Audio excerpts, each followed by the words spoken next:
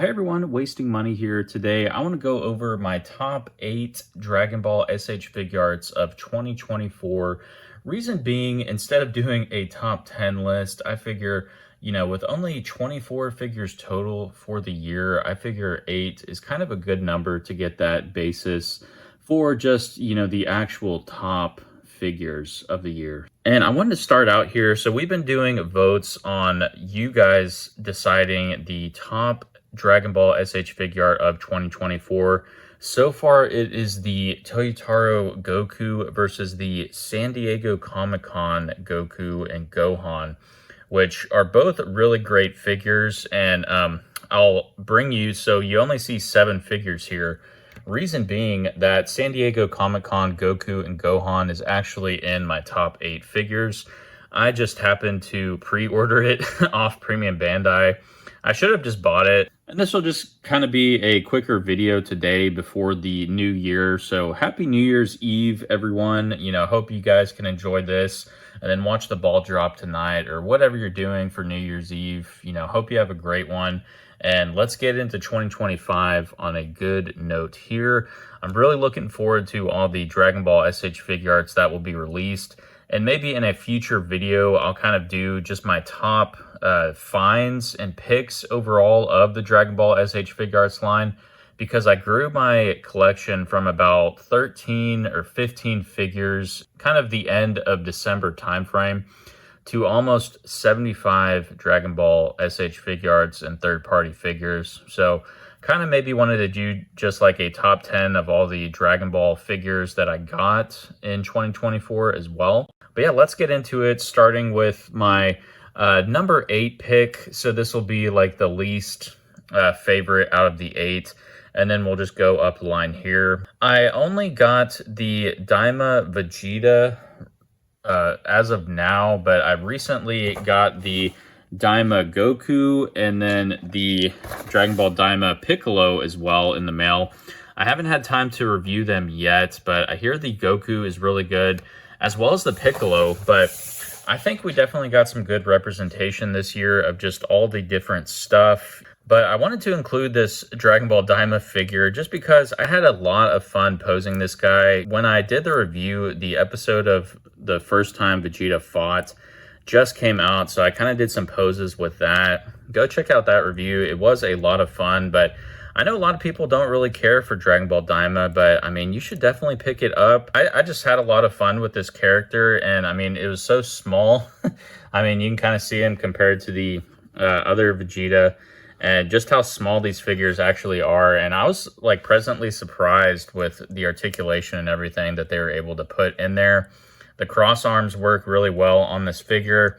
I'm really looking forward to the Piccolo. Piccolo may need to take Vegeta's spot once I review him for that top, in the top 8. But I definitely wanted to include a Dragon Ball Daima figure and show it some love. I mean, I really like it. And there were so many Gokus and stuff this year, it was hard to choose like the top ones. But which brings me to my number 7 pick. I don't have him here, but I'm going to say that San Diego Comic-Con Goku and Gohan.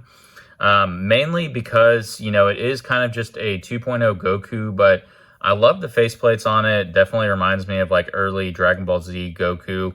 And then it comes with an articulated Gohan as well. So really like that. It comes with, the flying Nimbus as well as the power pole. So definitely some great effect pieces included in that as well. Bringing that to that number 7 slot. So then coming in at number 6 for my favorite, I really enjoyed this GT Goku. It was kind of at the beginning of the year, so a lot of people may have forgotten about it, but it was actually like a really good, smaller figure for the time. Like the articulation, I didn't have any issues with this figure. It came with, windswept hair and all of that, like a windswept hair sculpt.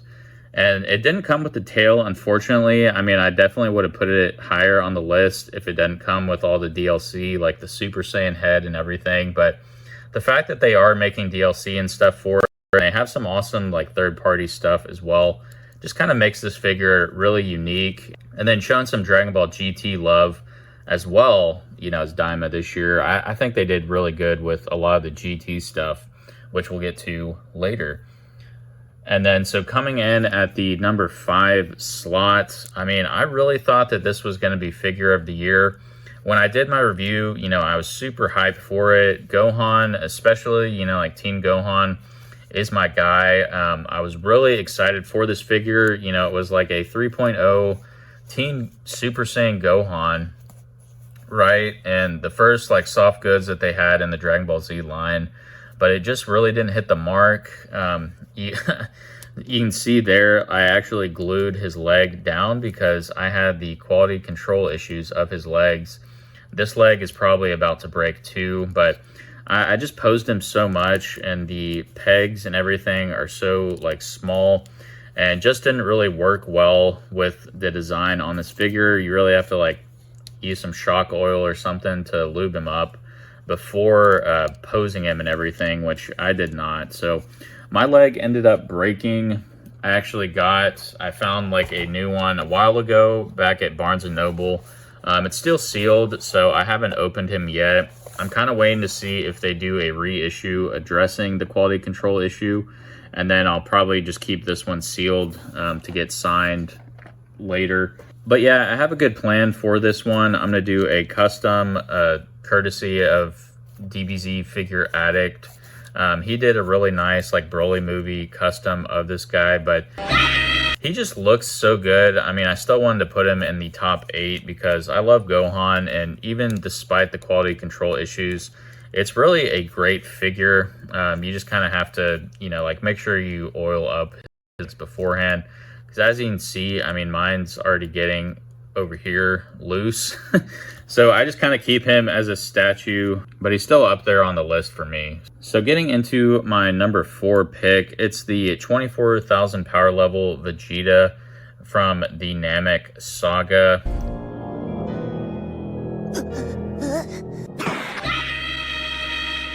I really liked this figure just because it had good articulation and everything. I loved how the shoulder pads just kind of come up. When you are moving the arms and everything, they just kind of get out of the way, and it works really well. And he was actually, you know, kind of height accurate. They made this Vegeta shorter than previous ones to Goku and everything. And they came out with this cool third-party skirt for him that works really well. So you can have like a Saiyan Saga Vegeta as well, which I really like this look. I mean, it's definitely better than the previous 2.0 version. And the only problems I had with this guy was his neck was kind of loose and it leaves that big gap. But if you can get over that, he's a really great figure. So yeah, so going into my 3rd top favorite of the year, it's the Toyotaro edition Ultra Instinct Goku. I mean, this was a really great figure and release of the year. Yes, it is pretty much just like a rendition of the old Ultra Instinct Goku, but the faceplates and everything looked different, and it came with the closed eyes finally, and some windswept Ultra Instinct hair, so I really liked that. And there were a lot of like third-party stuff that came out this year for this guy. We got like the TK torso with the extra muscles there. We had the Air Studios kit, which I put on the sticker there. I don't have the other portion on, but I did a review of both of those on my channel. And then he came with that awesome, you know, the SH Figupedia as well, which I still look through, you know, I wouldn't say daily, but I get it from time to time and just kind of look through it. It's a really great book, and I love, you know, I mean, this would be like a perfect figure to get signed by Goku himself down the line, just because the packaging and everything was awesome. It was one of those figures like I was actually contemplating not opening just because it looks so great. But yeah, I mean, that's kind of why it's my number 3 pick, which brings me to number 2. So we get some good representation from Dragon Ball GT once again. I mean, reason I love this figure, it was my most like recent premium Bandai that I got and review. But I mean, go check out that review, but I had a lot of fun posing this guy. I really didn't have any issues with mine, other than, you know, some of the hair pieces and everything, maybe, you know, like breaking down the line if you're a little rough with it. I didn't have any issue with this piece coming off on mine. It actually stays on pretty well. So I know some people may have not have gotten as good quality control that I did on mine. And I mean, the height, you know, people were saying he should have been a lot taller. I mean, you know, the GT was just kind of on a different scale, but I would say, you know, he's definitely taller than Goku. I mean, just look like where their chins are together. Like he towers, you know, above a lot of the other, like even Dragon Ball Z figures. So I don't think the height is too bad, honestly. And I mean, just the looks and like engineering of this figure, being a brand new mold and everything, I think they did really well. And the articulation and everything and the effects just make this guy really fun to pose and a really great figure to have, bringing it to that number 2 space. So now for my number 1 figure of 2024, of figures that released in 2024, not just of the ones I picked up, but yeah, this will definitely take the cake. This is Full Power Frieza. And speaking of cake, I mean, you know, this guy is beefed up. I just love like the 3.0 mold and everything on this guy and the look. The only issue I had was, again, his neck. So when you bring it up, his neck just kind of comes down. But I mean, you can still, you know, do some poses and everything with it. That is kind of my only complaint. I know some people had the same issue, but if you get it, you know, like locked in there, it'll stay stationary. I don't know the reason for it. Just kind of the peg that the neck goes into was bent. Maybe from factory, who knows? But I just love, I mean, how he goes with the legendary Super Saiyan. I mean, these figures were definitely made for each other. And I had a lot of fun posing this guy as well. You know, his tail is cut off and everything, and they've actually started making some third-party stuff for this guy, like when he is chopped in half, from his effect pieces, which, you know, he came with, were a nice touch as well. But yeah, you know, I really like this figure. Let me know in the comments what you guys think, and make sure to vote. I'll do the community post following this video for the finals. So we have Toyotaro Ultra Instinct Goku against that San Diego Comic-Con Son Goku and Son Gohan against this guy. So yeah, I mean, I'm not sure who's going to win. I think, you know, the Toyotaro Goku has kind of swept everyone that he's gone up against. I mean, he even swept like Super Android 17, which I preferred over that figure. So yeah, I mean, you know, everyone's opinion is different. I think a lot of you guys just really love Goku or something, because any,